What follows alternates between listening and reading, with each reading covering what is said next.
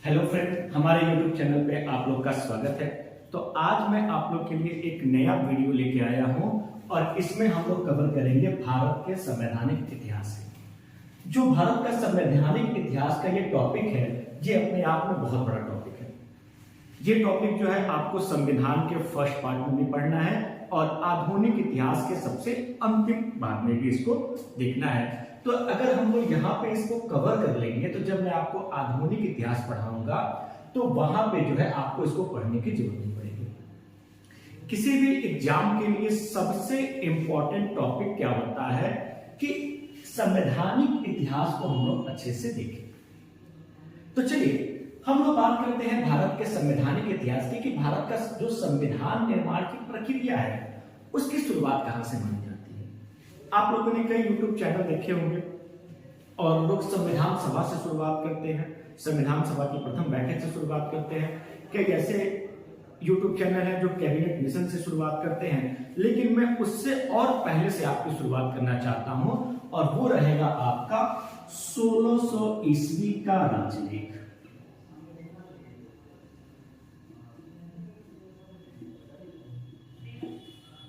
आज हम लोग 1600 ईस्वी की राजलेख के बारे में पढ़ेंगे। आप लोगों को पता होगा कि भारत में ईस्ट इंडिया कंपनी की जो शुरुआत हुई थी वो 1600 ईस्वी में हुई थी। तो चलिए थोड़ा सा और हम लोग पीछे चलते हैं। देखिए आप लोगों ने पढ़ा होगा कि वास्को डी गामा ने भारत की खोज की, सब लोग पढ़े होंगे, कई बुक्स में भी है। लेकिन मेरा जो ये व्यक्तिगत मानना है, देखिएगा ये मेरा व्यक्तिगत है, मैं किसी को कोई चैलेंज वगैरह नहीं कर रहा हूं। जो मेरा ये व्यक्तिगत मानना है इसमें यह है कि जो वास्को डी गामा है उन्होंने भारत की खोज नहीं की थी, उनको समुद्री मार्ग से भारत को लाया गया था। अगर आप लोगों ने प्राचीन इतिहास पढ़ा होगा तो आप लोगों ने देखा होगा कि प्राचीन इतिहास में जो सबसे प्रसिद्ध जो मार्ग था, व्यापारिक मार्ग, उस मार्ग को कहा जाता था सिल्क रूट या सिल्क मार्ग, इसको कहा जाता था। अब सिल्क मार्ग क्या था भाई? तो ये सिल्क मार्ग है, ये भारत को जो है सिंध के रास्ते अफगानिस्तान, ईरान, चीन तक जोड़ता था। और आप लोग जानते होंगे कि प्राचीन इतिहास में अफगानिस्तान, ईरान, चीन तक के व्यापार भारत के साथ होता था। तो उस समय का जो सबसे फेमस मार्ग था उसको सिल्क मार्ग, सिल्क रूट कहा जाता था। और सिल्क मार्ग पर जिसका अधिपत्य होता था वो सबसे शक्तिशाली राजा होता था और सबसे ज्यादा कोष उसी के पास होता था। क्यों? क्योंकि इस मार्ग से जो भी व्यापारी व्यापार करने जाते थे वे राजा उनसे कर की वसूली किया करते थे। अब आप लोग सोच रहे होंगे कि सर आप इतना पीछे क्यों बता रहे हैं, आखिर इसके पीछे क्या कारण है? तो इसके पीछे कारण है, जब आप पूरा वीडियो को देखेंगे तो इसके पीछे के कारण को भी आपको समझ में आएगा। देखिए आप लोगों ने बहुत सारे YouTube चैनल पे पढ़ाई की होगी, लेकिन हमारे YouTube चैनल पे क्या है कि आपको एक सिस्टम से क्रमबद्ध तरीके से सारे वीडियो आपको मिलेंगे, चाहे वो मैथ का हो, चाहे वो हिंदी का हो, चाहे वो रीजनिंग का हो, चाहे वो जीएस का हो। इसीलिए आज मैंने संविधान का सबसे पहला टॉपिक उठाया है, भारत का संवैधानिक इतिहास। ठीक है, तो अभी हम लोगों ने बात किया था सिल्क मार्ग की। तो देखिए अगर आप भारत के नक्शे की बात करेंगे तो ये भारत के नक्शे में ये नीचे का हिस्सा है और ये वाला आपका श्रीलंका है। श्रीलंका जो है आपका नीचे है और केरल आपका यहाँ पे है, ये वाला हिस्सा आपका केरल का है। और ऊपर की तरफ आप जब जाएंगे तो ऊपर की तरफ क्या होता था कि जो आपका दिल्ली से सटे हुए एरिया था, यूपी का, आगरा का, राजस्थान का, यहीं से ये पूरा सिल्क मार्ग जाता था। बहुत सारे राजाओं को आप लोगों ने देखा है कि उन्होंने अपनी राजधानी दिल्ली से आगरा स्थानांतरित किया। क्यों किया भाई? क्या कारण है आगरा स्थानांतरित करने का? तो उसका सबसे बड़ा कारण क्या था? सिल्क मार्ग पर नियंत्रण करना। ठीक है, अब केरल यहां पे था। अब यहां के राजा को जो है व्यापार करना होता था तो वो क्या करते थे, बाकी राज्यों के राजाओं को कर देते हुए जाते थे अफगानिस्तान, चीन के रास्ते, जिससे उनका सामान काफी महंगा पड़ता था और वो उस सामान को बेच नहीं पाते थे। तब उन्होंने क्या किया, जो यहाँ पे आपके जो केरल के राजा थे उन्होंने क्या किया, अपने जो सबसे अच्छे नाविक थे उनको जो है पुर्तगाल भेजा और कहा कि आप जाइए वहां के राजा से कहिए कि वो हमारे समुद्री मार्ग से भारत आए और हम लोग से व्यापार करें, हमारे यहां जो है व्यापार की बहुत सारी संभावनाएं हैं। अब केरल के राजा का जो सबसे अच्छा नागरिक था वो पुर्तगाल के राजा के पास गया और वहां से उनसे कहा कि आप, हमारे राजा की इच्छा है कि आप भारत के साथ व्यापार कीजिए और आपको कम दाम पे, सस्ते दाम पे चीजों को यहां पे दे दिया जाएगा। तब पुर्तगाल के राजा ने अपने सबसे अच्छे नाविक, जिसका नाम क्या था, वास्को डी गामा, इस वास्को डी गामा को क्या किया कि केरल के राजा के जो सबसे अच्छे नाविक थे उनको जो है भेजा। अब जो केरल के राजा के नाविक थे वो क्या किए, मार्ग बताते बताते वास्को डी गामा को कालीकट बंदरगाह पर ले आए। अब कालीकट बंदरगाह जो है ये प्राचीन नाम है, वर्तमान में इसका नाम कोझीकोड है। वर्तमान में इसको कोझीकोड कहा जाता है और कालीकट बंदरगाह पर जो है वास्को डी गामा उतरा था। वास्को डी गामा जब कालीकट बंदरगाह पे उतरा तो केरल के जो राजा थे उस समय, उनका नाम जैमरीन था, इन्होंने जो है उसके पूरा स्वागत किया। आपको पता है कि तंबाकू की खेती करना हम लोग को पुर्तगालियों ने सिखाया। फोटोकॉपी मशीन जो है वो भी पुर्तगालियों की देन है। तो पुर्तगालियों ने भारतीयों को आधुनिकता के बारे में सिखाया और भारतीयों ने उनको भी बहुत सारी चीजों को सिखाया है। ठीक है, जब 1498 में वास्को डी गामा भारत आया तो पूरे विश्व को एक नए रास्ते के बारे में पता चला, जो समुद्री मार्ग था, जिससे भारत में आसानी से आके व्यापार किया जा सकता था। इसके बाद से पुर्तगाली आए, ब्रिटिश आए, फ्रांसीसी आए, डच आए, स्वीडिश आए, उनका एक क्रम जो था वो आपका चलता गया। आई होप आप लोगों को मेरी बात ये समझ में आ रही होगी। अगर मेरा वीडियो अच्छा लगे तो प्लीज इसको लाइक, सब्सक्राइब और शेयर जरूर कीजिएगा ताकि ज्यादा से ज्यादा लोग इसको देख सकें। अब हम लोग आते हैं इस 1600 ईस्वी के राजलेख में कि इस 1600 ईस्वी के राजलेख में हुआ क्या था। तो 1600 ईस्वी के राजलेख की बात करते हैं और इस राजलेख में क्या हुआ था। पहला चीज क्या हुआ था कि ईस्ट इंडिया कंपनी को भारत में व्यापार करने की अनुमति मिली थी। भारत में व्यापार करने की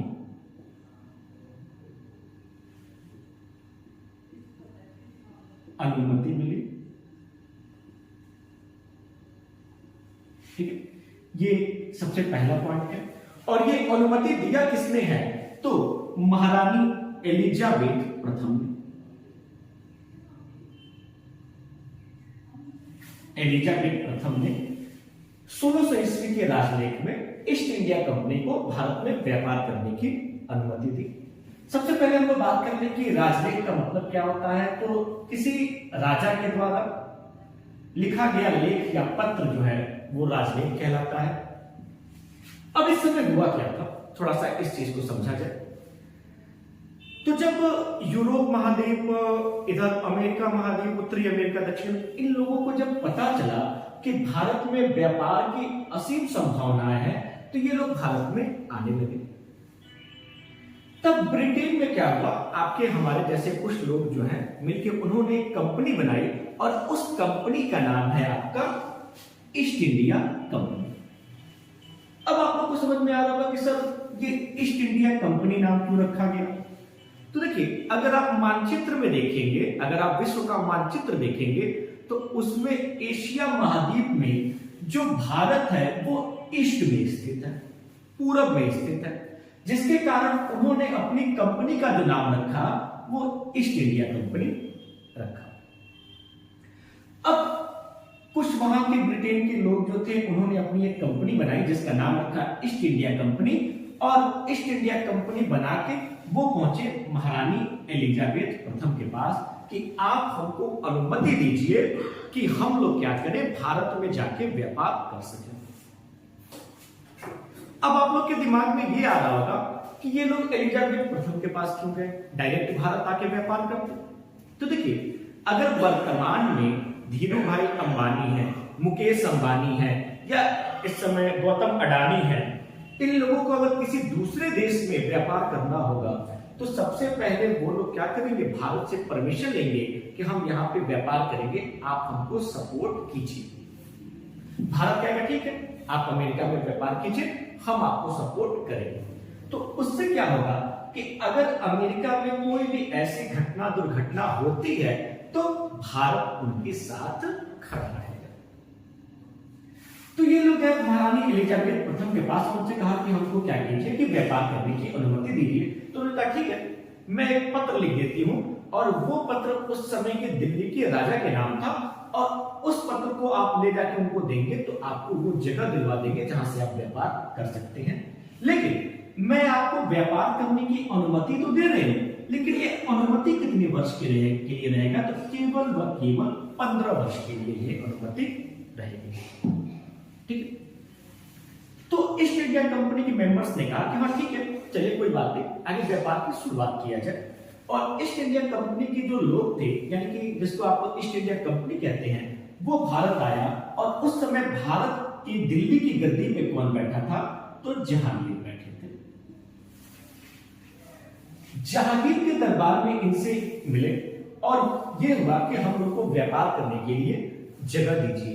तब जहांगीर ने क्या किया कि सूरत में जो है इन लोग को जगह दी, जहां पे ईस्ट इंडिया कंपनी में पहली बार 1612 ईस्वी में सूरत में अपनी पहली व्यापारिक कोठी स्थापित की। अब व्यापारिक कोठी स्थापित की, अब ध्यान दीजिए, यहां पे जब ईस्ट इंडिया कंपनी भारत आया तो उनका एकमात्र उद्देश्य था, और वो उद्देश्य था भारत में व्यापार करना। लेकिन धीरे धीरे समय बढ़ता गया और उनके उद्देश्य भी बदलते गए। अब व्यापार के साथ साथ वो भारत में राज करने का भी उनकी धीरे धीरे महत्वाकांक्षाएं बढ़ती गई। तो 1600 ईस्वी के राजनीति में क्या हुआ, पहला पॉइंट क्या हुआ कि एलिजाबेथ प्रथम ने क्या किया, ईस्ट इंडिया कंपनी को भारत में व्यापार करने की अनुमति दी थी। कितने वर्ष के लिए दी, तो 15 वर्ष के लिए अनुमति दी। उस समय दिल्ली का राजा कौन था, तो जहांगीर था। ईस्ट इंडिया कंपनी ने अपनी पहली फैक्ट्री कब स्थापित की, तो 1612 में कहां पे स्थापित की, आपकी सूरत में स्थापित की।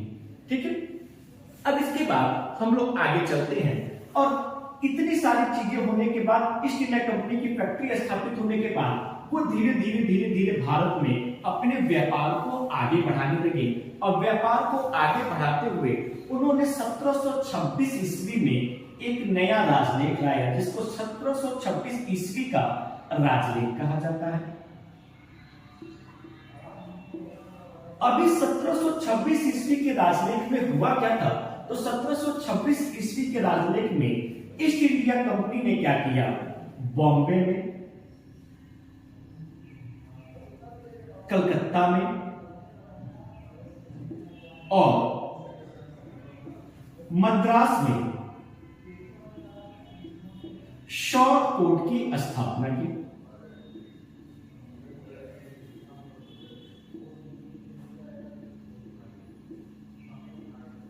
अब देखिए, आज के समय में जो मुंबई है उसका प्राचीन नाम बॉम्बे है। कलकत्ता या कोलकाता वर्तमान में कहा जाता है, और मद्रास को वर्तमान में हम लोग चेन्नई कहते हैं। तो देखिए, जब धीरे धीरे ईस्ट इंडिया कंपनी का व्यापार बढ़ा, क्षेत्र बढ़ा, तो उन्होंने क्या किया कि बॉम्बे में भी, कलकत्ता में भी, मद्रास में भी अपने क्षेत्र को बढ़ाना शुरू किया।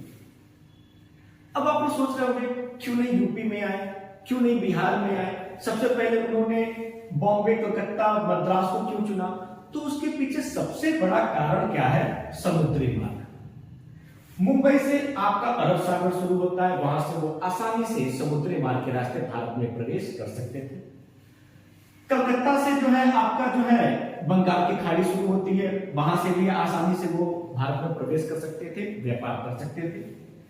मद्रास के पास से भी आपका जो है समुद्री मार्ग शुरू होता है, नीचे आप आएंगे तो पूरा हिंद महासागर का पूरा एरिया आता है, वहां से भी वो आसानी से अपना शुरू कर सकते थे। इसलिए ईस्ट इंडिया कंपनी ने जो है सबसे पहले बॉम्बे, कलकत्ता और मद्रास में ही अपने अधिकार को बनाया, धीरे धीरे पूरे भारत में अपने अधिकार को बढ़ाया था।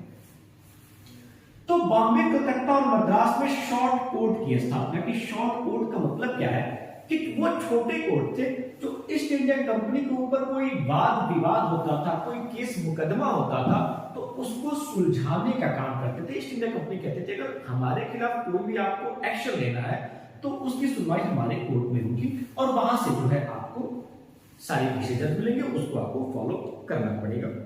ठीक है, अब धीरे धीरे समय आता है और आप लोगों ने देखा होगा कि अंग्रेजों के लिए दो सबसे निर्णायक युद्ध रहे हैं। एक आपका युद्ध रहा है 1757 का पलासी का युद्ध,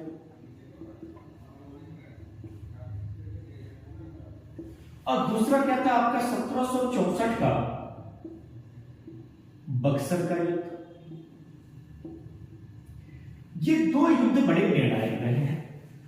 1757 के पलासी के युद्ध में अंग्रेजों ने क्या किया था कि जो उस समय बंगाल के नवाब थे सिराजुद्दौला, उनको जो है हरा दिया और पूरे बंगाल पे कब्जा कर लिया। जब अंग्रेजों ने पूरे बंगाल पे कब्जा कर लिया तो आप लोगों को पता होगा पलासी का युद्ध जो है अंग्रेजों के बीच और सिराजुद्दौला के बीच हुआ था, और अंग्रेजी सेना का प्रतिनिधित्व किसने किया था, तो वो व्यक्ति थे, उनका व्यक्ति का नाम था रॉबर्ट क्लाइव। रॉबर्ट क्लाइव जो थे, इन्होंने 1757 ईस्वी में पलासी युद्ध में अंग्रेजी सेना का प्रतिनिधित्व किया था।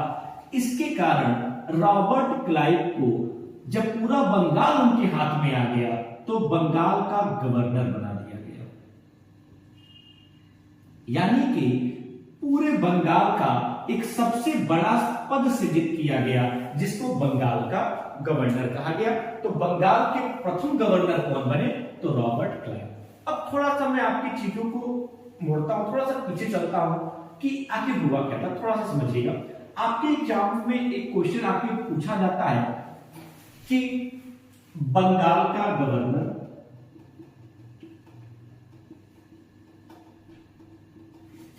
एक होता है बंगाल का गवर्नर जनरल,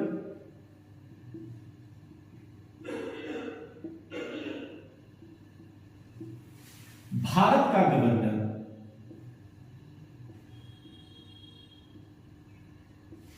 और भारत का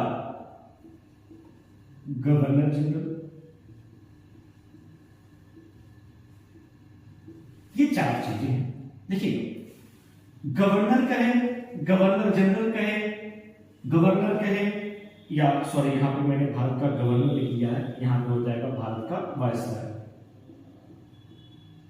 या वायसराय कहे। ये सारे के सारे पद जो है वो एक ही है। बंगाल के गवर्नर का भी पद एक ही है, बंगाल के गवर्नर जनरल का भी पद एक ही है, भारत के गवर्नर का पद एक ही है, भारत के वायसराय का भी पद एक ही है। समय के हिसाब से बंगाल का गवर्नर हुआ, बंगाल का गवर्नर जनरल हुआ, भारत का गवर्नर हुआ, भारत का गवर्नर हुआ और भारत का वायसराय हुआ। जब 1757 में पलासी का युद्ध हुआ, उसके बाद क्या हुआ, रॉबर्ट क्लाइव को बंगाल का प्रथम गवर्नर बनाया गया। याद रखिएगा, कई बार पूछा जाता है कि बंगाल के प्रथम गवर्नर कौन थे, तो रॉबर्ट क्लाइव। रॉबर्ट क्लाइव को बंगाल का प्रथम गवर्नर बनाया गया।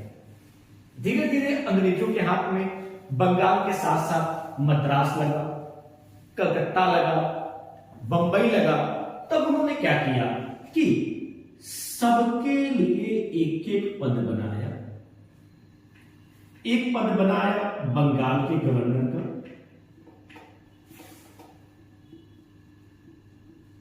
एक पद बनाया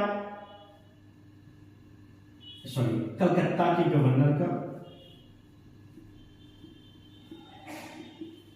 एक पद बनाया मद्रास के गवर्नर का, और एक पद बनाया बंबई के गवर्नर का।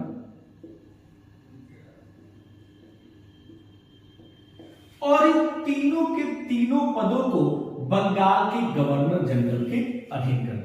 यानी कि पूरा कलकत्ता देखने के लिए वहां का एक सबसे बड़ा पद जिसको कलकत्ता का गवर्नर कहा गया, पूरे मद्रास को देखने के लिए मद्रास का एक सबसे बड़ा पद जिसको मद्रास का गवर्नर कहा गया। पूरे बंबई को देखने के लिए बंबई का एक सबसे बड़ा पद जिसको बंबई का गवर्नर कहा गया। और इन तीनों गवर्नर के ऊपर कौन हो गया? बंगाल का गवर्नर जनरल हो गया।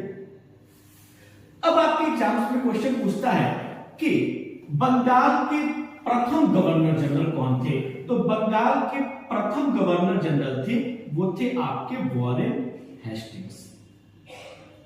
जो आपके वॉरेन हेस्टिंग्स थे ये आपके बंगाल के प्रथम गवर्नर जनरल बने। धीरे धीरे ईस्ट इंडिया कंपनी का और विस्तार हुआ और ईस्ट इंडिया कंपनी का विस्तार जब पूरे भारत में हो गया तो पूरे भारत का एक गवर्नर बनाया गया। अब पूरे भारत का एक गवर्नर जनरल कौन बना? तो पूरे भारत का जो गवर्नर जनरल बना वो है आपके लॉर्ड विलियम बेंटिक।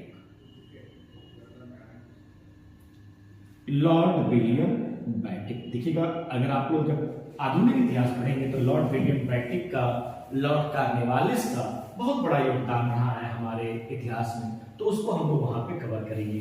तो भारत का गवर्नर जनरल कौन बने? प्रथम फर्स्ट गवर्नर जनरल कौन बने? तो लॉर्ड विलियम बेंटिक बने।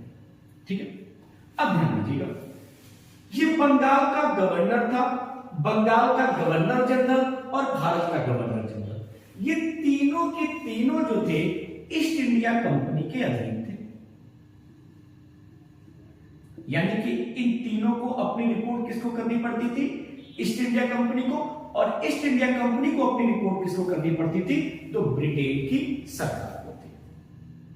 ठीक है, यानी कि एक चैन बना हुआ था, एक सिस्टम बना हुआ था कि ब्रिटेन की सरकार किसको रिपोर्ट, किससे रिपोर्ट लेगी? तो ईस्ट इंडिया कंपनी से। ईस्ट इंडिया कंपनी किससे रिपोर्ट लेगी? तो बंगाल के गवर्नर से, या और ज्यादा एरिया बढ़ा तो बंगाल के गवर्नर जनरल से। पूरा भारत आ गया तो भारत के गवर्नर जनरल से। यानी कि भारत के गवर्नर जनरल किसको रिपोर्ट करेगा? ईस्ट इंडिया कंपनी को। ईस्ट इंडिया कंपनी किसको रिपोर्ट करेगी? ब्रिटेन सरकार। तभी क्या हुआ कि 1857 में क्या हुआ? एक क्रांति हुई जिसको 1857 की क्रांति के नाम से जाना जाता है। इस क्रांति में क्या हुआ कि ब्रिटेन की सरकार को यह लगने लगा कि भारत के लोग ईस्ट इंडिया कंपनी के शासन से खुश नहीं हैं, और उन्होंने क्या किया? ईस्ट इंडिया कंपनी का जो भारत में पावर था उसको समाप्त कर दिया 1858 के एक्ट के तहत। ठीक है, 1857 में क्रांति हुई थी, उसके बाद क्या आया था? 1858 का एक्ट आया था। इसके तहत जो है ब्रिटेन सरकार ने क्या किया? ईस्ट इंडिया कंपनी के पावर को क्या कर दिया? समाप्त कर दिया और डायरेक्ट भारत में शासन करने लगे। जब डायरेक्ट भारत में शासन करने लगे तो उसने क्या किया? भारत में अपने सबसे बड़ा पद नियुक्त किया जिसको भारत का वायसराय कहा गया।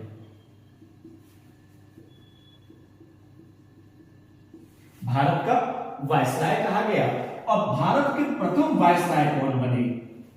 आप लोग बताइएगा, भारत के प्रथम वायसराय कौन बने थे? बताइए, नहीं पता? तो भारत के प्रथम वायसराय कौन बने? तो वो थे लॉर्ड कैनिंग। लॉर्ड कैनिंग जो है भारत के प्रथम वायसराय बने थे, फर्स्ट जो है वायसराय बने थे। देखिए, अब लॉर्ड कैनिंग किसको रिपोर्ट करते थे? तो ये डायरेक्ट ब्रिटेन सरकार को रिपोर्ट करते थे, क्योंकि उस समय तक ईस्ट इंडिया कंपनी का पावर समाप्त हो गया था। तो यहां से आपके एग्जाम में क्वेश्चन पूछा जाता है कि बंगाल के प्रथम गवर्नर कौन थे? तो रॉबर्ट क्लाइव। बंगाल के प्रथम गवर्नर जनरल कौन थे? तो वॉरेन हेस्टिंग्स। भारत के प्रथम गवर्नर कौन थे? तो लॉर्ड विलियम बेंटिक। और भारत के प्रथम वायसराय कौन बने?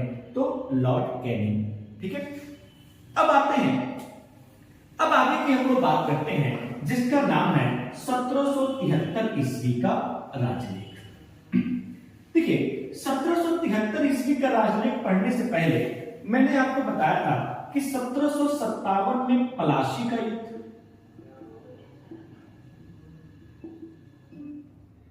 और 1764 में बक्सर का युद्ध हम लोग को जानना बहुत जरूरी है।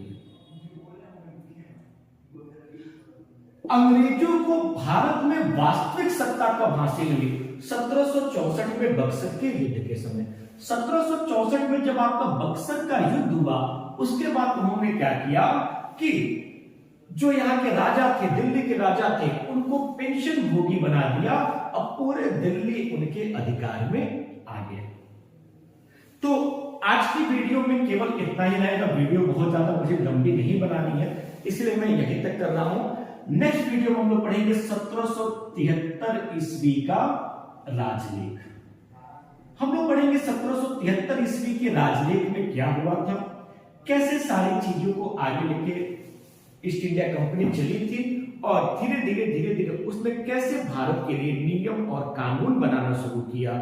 ये सारी चीजें हम लोग आगे के वीडियोस में देखेंगे। अगर हमारा वीडियो अच्छा लगे तो प्लीज इसको लाइक, सब्सक्राइब और शेयर जरूर कीजिएगा। Thank you.